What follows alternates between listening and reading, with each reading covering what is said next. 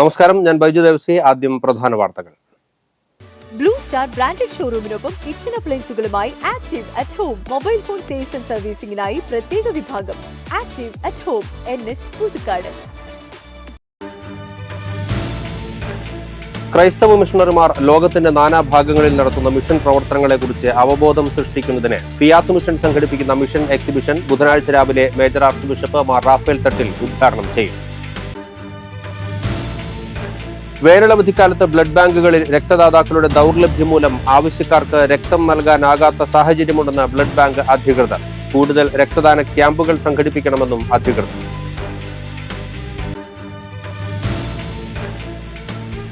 ദേശീയപാതയിൽ കോനിക്കരയിൽ BRDക്ക് സമീപം പശുവിന്റെ ജഡം തള്ളിയ നിലയിൽ. അധികൃതരുടെ അനാസ്ഥയിൽ വലഞ്ഞ് ജനം.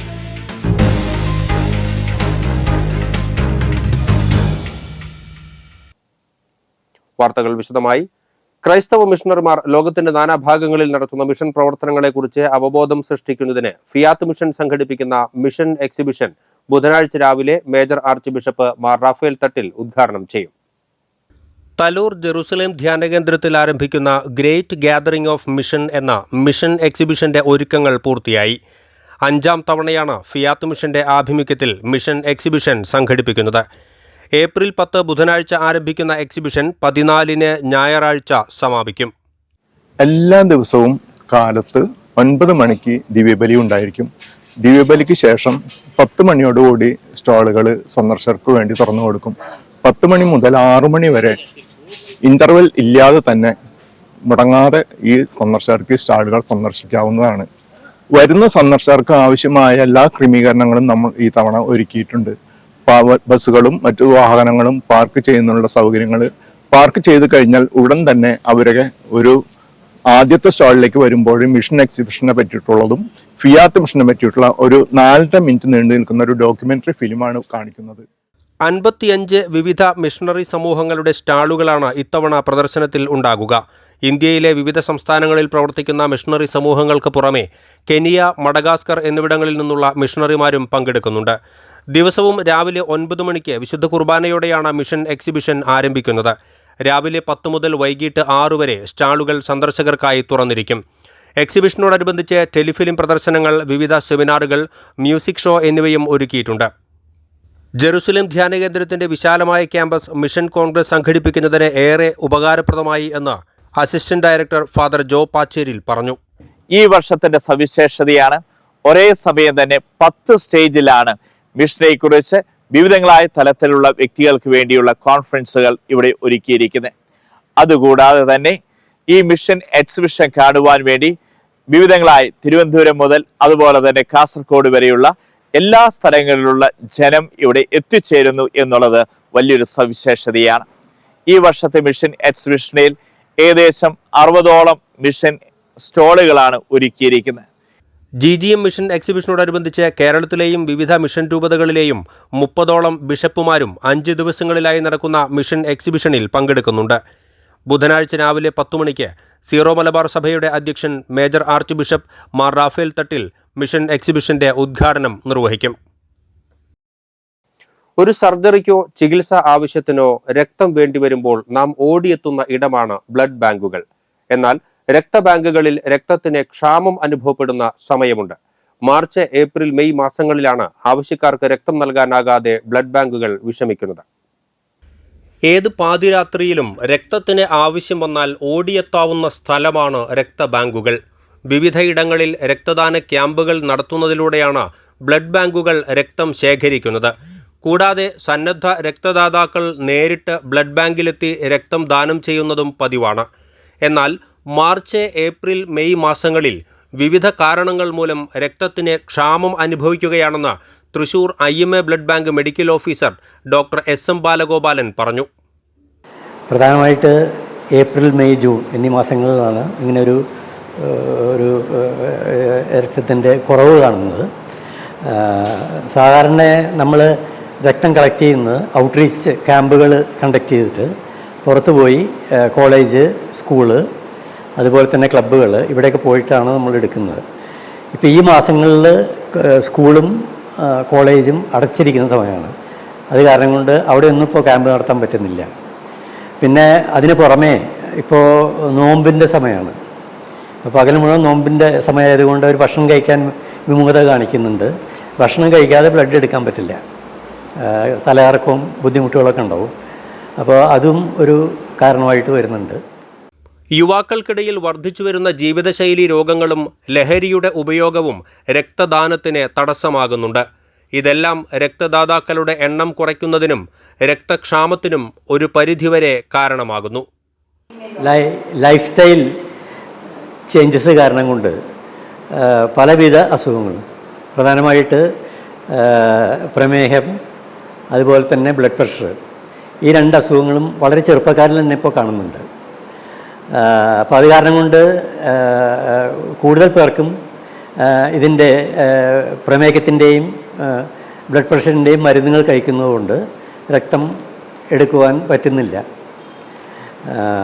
അതുകൂടാതെ ലഹരി പദാർത്ഥങ്ങളുടെ ഉപയോഗം അതും കൂടിയും കുറച്ചും കൂടി റാമ്പൻ്റായിട്ട് ഇപ്പോൾ കാണുന്നുണ്ട്. ലഹരി പദാർത്ഥം ഉപയോഗിക്കുന്ന ഡ്രഗ്സ് ആയാലും അതുപോലെ തന്നെ ആൽക്കഹോളായാലും രക്തം നമ്മൾ സ്വീകരിക്കാറില്ല. വിവിധ രക്തഗ്രൂപ്പുകളുടെ ലഭ്യത സംബന്ധിച്ചും ചില തെറ്റിദ്ധാരണകൾ നമുക്കിടയിലുണ്ട്. അപൂർവമായ നെഗറ്റീവ് ഗ്രൂപ്പുകൾ ലഭിക്കാൻ പ്രയാസം നേരിടുന്നത് പോലെ തന്നെ അവയ്ക്ക് ആവശ്യക്കാരും കുറവായിരിക്കും. എന്നാൽ സുലഭമായ ഗ്രൂപ്പുകൾക്ക് ആവശ്യക്കാരും കൂടുതലായിരിക്കും. അതുകൊണ്ട് തന്നെ പ്രായപൂർത്തിയായവരും പൂർണ്ണ ആരോഗ്യമുള്ളവരും രക്തം നൽകാൻ തയ്യാറാകണമെന്നതാണ് യാഥാർത്ഥ്യം. ഇപ്പോൾ എ പോസിറ്റീവ്, എ നെഗറ്റീവ്, അതുപോലെ തന്നെ ഒ പോസിറ്റീവ്, ഒ നെഗറ്റീവ്. അതിൽ ഈ നെഗറ്റീവായിട്ടുള്ള ബ്ലഡുകൾ മുഴുവൻ വളരെ റെയറാണ്, വളരെ വിരളമായിട്ടേ അത് കാണുകയുള്ളൂ. പുറമേ എ ഗ്രൂപ്പ്, ഒ ഗ്രൂപ്പൊക്കെ വളരെ കൂടുതലായിട്ട് കാണപ്പെടുന്നു. പക്ഷേ അതുപോലെ തന്നെ അതിൻ്റെ ആവശ്യകതയും കൂടുതലായിരിക്കും. ഈ ഒ ഗ്രൂപ്പിൻ്റെയും എ ഗ്രൂപ്പിൻ്റെയും ബ്ലഡിൻ്റെ ആവശ്യം കൂടുതലായിരിക്കും. നേരെ മറിച്ച് എ ബി ഗ്രൂപ്പ് അല്ലെങ്കിൽ എല്ലാ നെഗറ്റീവ് ഗ്രൂപ്പുകളും രക്തത്തിൻ്റെ ലഭ്യത വളരെ കുറവാണ്. രക്തം നൽകാൻ വനിതകൾ തയ്യാറാകുന്നുണ്ടെങ്കിലും പലർക്കും ഹീമോഗ്ലോബിൻ കൗണ്ട് കുറവായതിനാൽ രക്തം നൽകാൻ കഴിയാറില്ല. വനിതകൾ അയേൺ കണ്ടന്റ് കൂടുതൽ അടങ്ങിയ ആഹാരപദാർത്ഥങ്ങൾ കഴിക്കുകയും ഹീമോഗ്ലോബിൻ്റെ അളവ് ആവശ്യമായ നിലവാരത്തിൽ നിലനിർത്തുകയും ചെയ്യുന്നത് അത്യാവശ്യ സമയത്ത് രക്തം ദാനം ചെയ്യാൻ സഹായകമാകും. വേനലവധിക്കാലത്തെ രക്തക്ഷാമം മറികടക്കാൻ ക്ലബ്ബുകൾ, പള്ളികൾ, ക്ഷേത്രങ്ങൾ, രാഷ്ട്രീയ സംഘടനകൾ, മറ്റ് സന്നദ്ധ സംഘടനകൾ, റെസിഡൻസ് അസോസിയേഷനുകൾ എന്നിവ ഏപ്രിൽ മെയ് മാസങ്ങളിൽ രക്തദാന ക്യാമ്പുകൾ സംഘടിപ്പിക്കുന്നത് ഏറെ പ്രയോജനകരമാകും. കൂടാതെ ജീവിതത്തിൽ വിശേഷാവസരങ്ങളിൽ രക്തം ദാനം ചെയ്യുന്ന ശീലവും വർഷത്തിൽ 2 പ്രാവശ്യമെങ്കിലും രക്തം ദാനം ചെയ്യുന്നത് പതിവാക്കുകയും ചെയ്താൽ സ്വന്തം ആരോഗ്യം നിലനിർത്തുന്നതോടൊപ്പം സമൂഹത്തിൻ്റെ ആരോഗ്യത്തിനും അത് ഏറെ പ്രയോജനകരമാകും. അതുകൊണ്ട് തന്നെ രക്തദാനം നമുക്ക് ശീലമാക്കാം. മണ്ണമ്പേട്ട പരിശുദ്ധ അമലോത്ഭവ മാതാവിൻ ദേവാലയത്തിൽ ഡീക്കൻ നെൽസൺ കളപ്പുരയ്ക്കലിന്റെ പൗരോഹിത്യ സ്വീകരണവും പ്രഥമ ദിവ്യബലി അർപ്പണവും ബുധനാഴ്ച ഉച്ചതിരിഞ്ഞ് 2-ന് നടക്കുമെന്ന് ഇടവക അധികൃതർ പുതുക്കാട് വാർത്താസമ്മേളനത്തിൽ അറിയിച്ചു.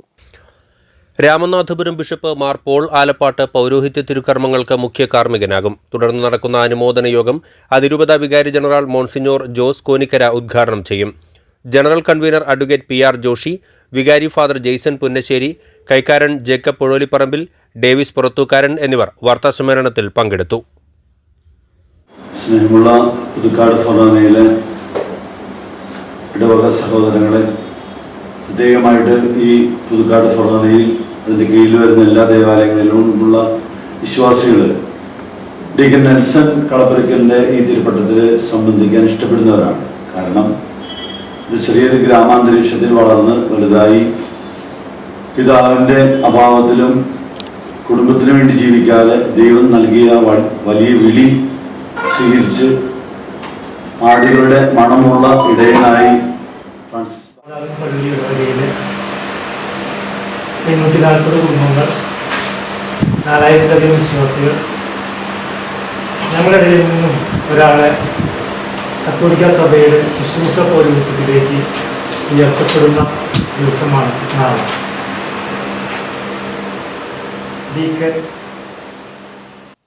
ദേശീയപാതയിൽ കോനിക്കരയിൽ BRDക്ക് സമീപം പശുവിന്റെ ജഡം തള്ളിയ നിലയിൽ അധികൃതരുടെ അനാസ്ഥയിൽ വലഞ്ഞ് ജനം.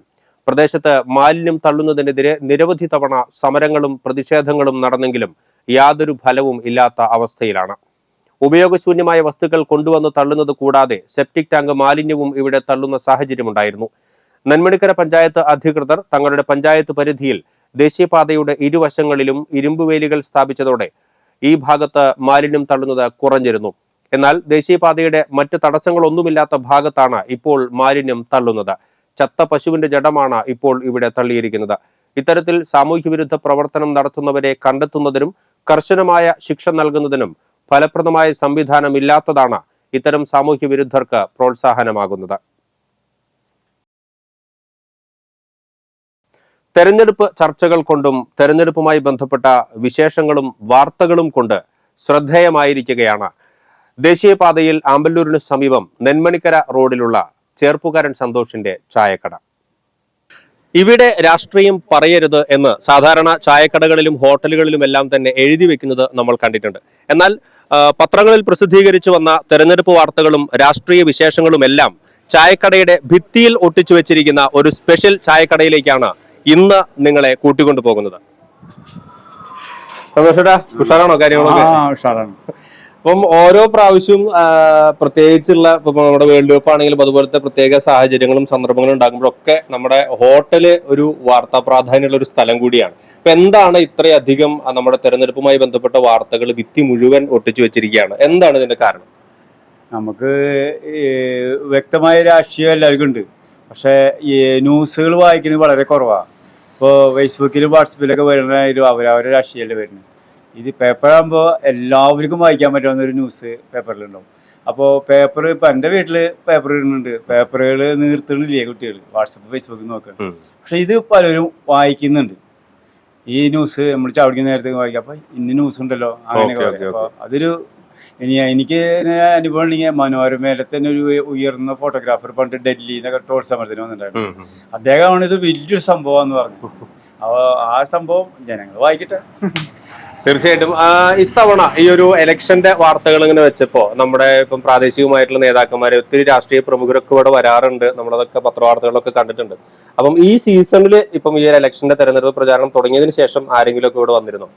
ഇവിടെ ഇപ്പോൾ സുനിൽകുമാർ സ്ഥിരം വരാറുണ്ട്. നമ്മുടെ ഒരു സുഹൃത്താണ്, ഫാമിലി സുഹൃത്താണ് സുനിൽകുമാർ വരാറുണ്ട്. ഇപ്പോൾ നാഗേഷേട്ടൻ്റെ അനിയൻ രാജേട്ടൻ, നമ്മുടെ മന്ത്രി കെ രാജേട്ടൻ, പിന്നെ ജില്ലാ സെക്രട്ടറി, അതുമാതിരി ഒത്തിരി പേര് നമുക്ക് ഈ ടോൾ സമരമൊക്കെ ആയിട്ട് ബന്ധപ്പെട്ട് വർക്ക് ചെയ്ത കാരണം ഒരുപാട് സുഹൃത്തുക്കൾ നമുക്കുണ്ട്.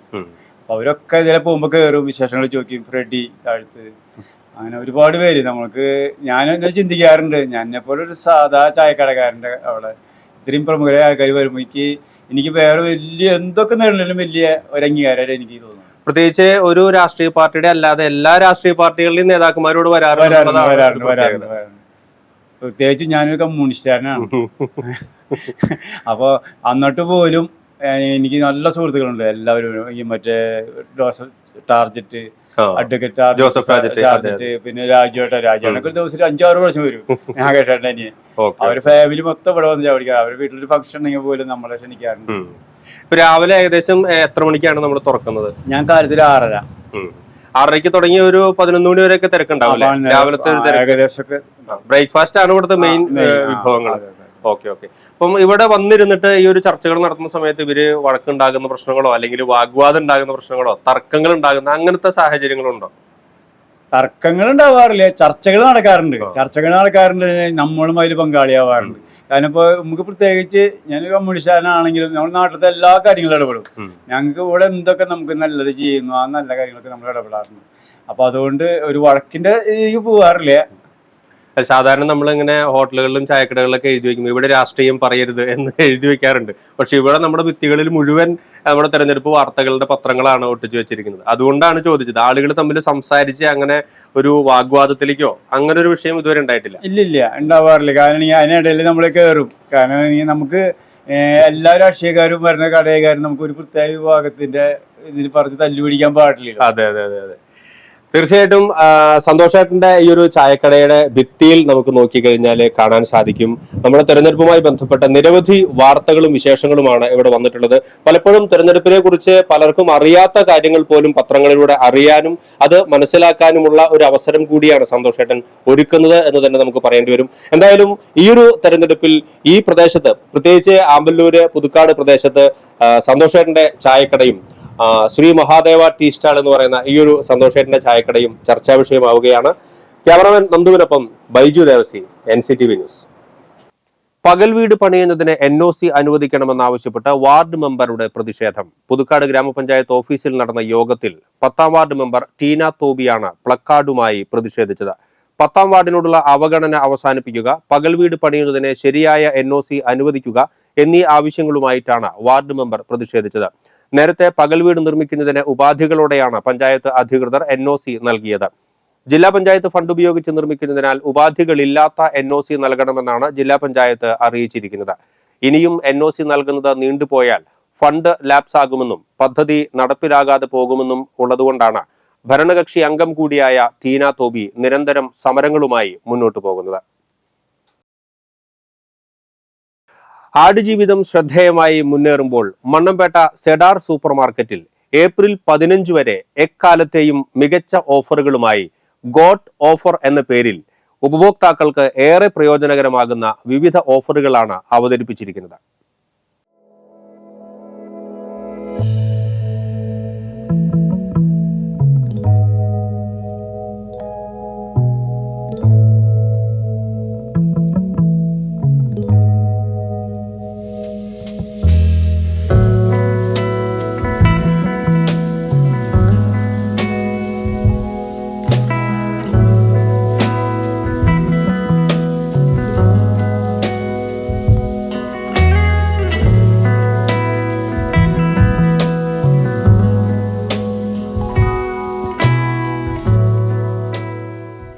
സെഡാർ സൂപ്പർ മാർട്ടിൽ ഇനി God greatest offer all time. 27 March മുതൽ 15 ഏപ്രിൽ വരെ എക്കാലത്തെയും മികച്ച ഓഫർ നിങ്ങളിലേക്ക്. ഇനി ഈ വരുന്ന ഈസ്റ്ററും റംസാനും വിഷുവും ആഘോഷമാക്കാം. 380 രൂപയുടെ റീമാനെയ് വെറും 279 രൂപയ്ക്ക്.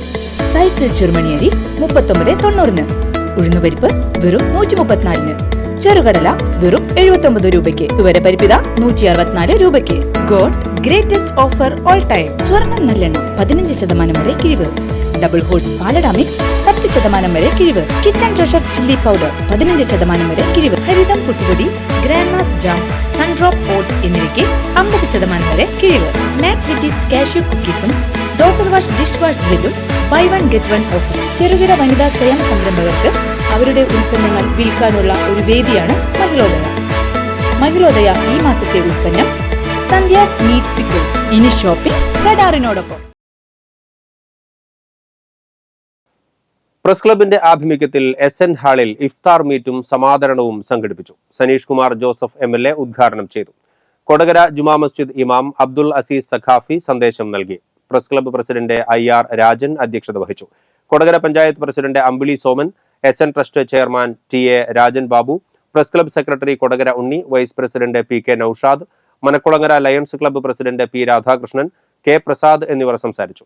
വിവിധ പുരസ്കാരങ്ങൾക്ക് അർഹരായ Lonappan Kadampode, K Prasad, KV Harindran, KV Suresh എന്നിവരെ ചടങ്ങിൽ ആദരിച്ചു.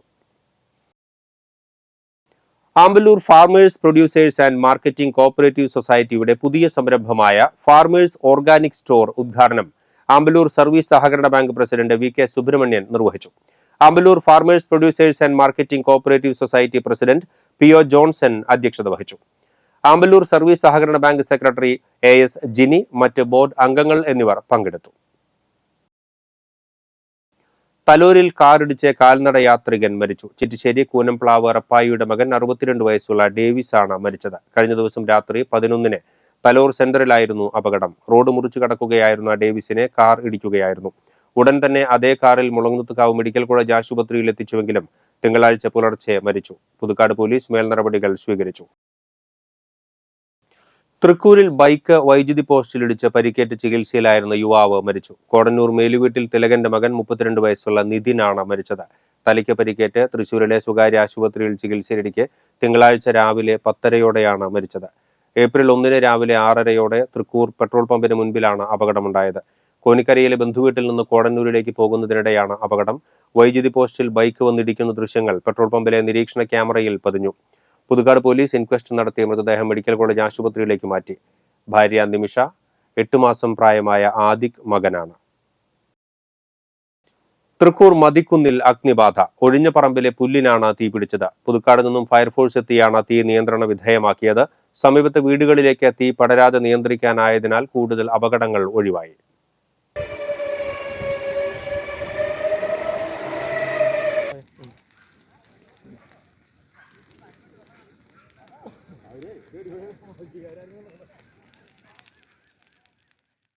ഇനി കാലാവസ്ഥ.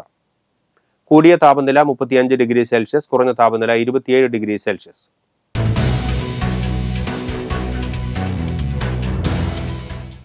ഇനി സ്വർണ്ണവില. സ്വർണം ഗ്രാമിന് 6575 രൂപയും പവന് 52,600 രൂപയും രേഖപ്പെടുത്തി.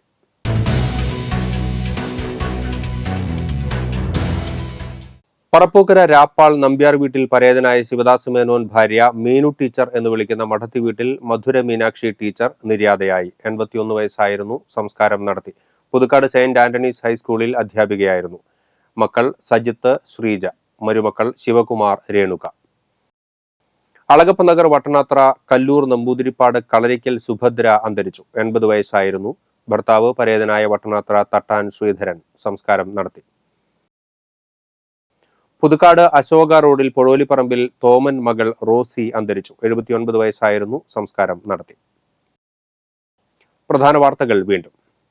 ബ്ലൂ സ്റ്റാർ ബ്രാൻഡഡ് ഷോറൂമിനൊപ്പം കിച്ചൺ അപ്ലയൻസുകളുമായി active at home mobile phone sales and സർവീസിംഗിനായി പ്രത്യേക വിഭാഗം.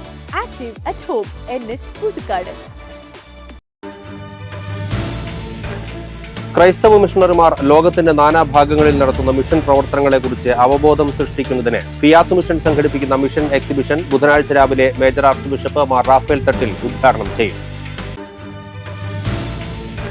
വേനലവധിക്കാലത്ത് ബ്ലഡ് ബാങ്കുകളിൽ രക്തദാതാക്കളുടെ ദൗർലഭ്യം മൂലം ആവശ്യക്കാർക്ക് രക്തം നൽകാനാകാത്ത സാഹചര്യമുണ്ടെന്ന് ബ്ലഡ് ബാങ്ക് അധികൃതർ.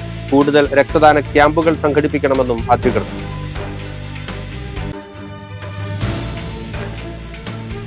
ദേശീയപാതയിൽ കോനിക്കരയിൽ BRDക്ക് സമീപം പശുവിന്റെ ജഡം തള്ളിയ നിലയിൽ. അധികൃതരുടെ അനാസ്ഥയിൽ വലഞ്ഞ് ജനം.